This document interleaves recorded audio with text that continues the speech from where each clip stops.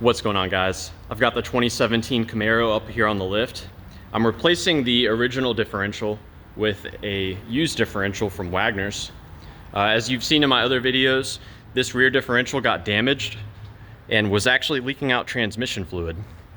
So I've just got this one coming out.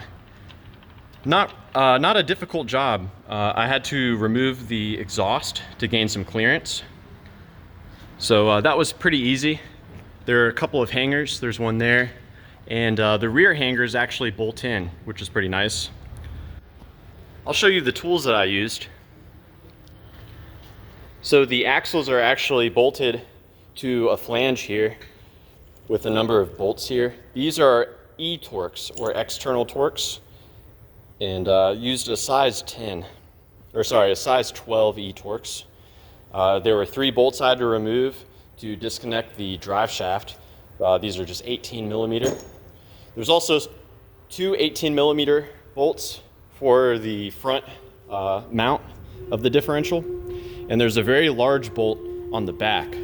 And this one, I believe, was a 24 millimeter. There are also 2 transmission lines that come out of here.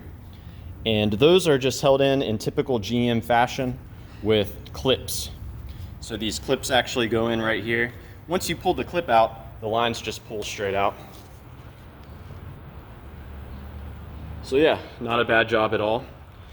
I'm going to be bolting up the replacement differential. I'll go ahead and change the differential fluid in it as well. And then finally, I'll have to top off the transmission. So these are a little tricky. You have to pump transmission fluid into this plug right here. So yeah, wish me luck, and let me know if you guys have any questions or any advice about the differential on your Camaro. Thanks for watching.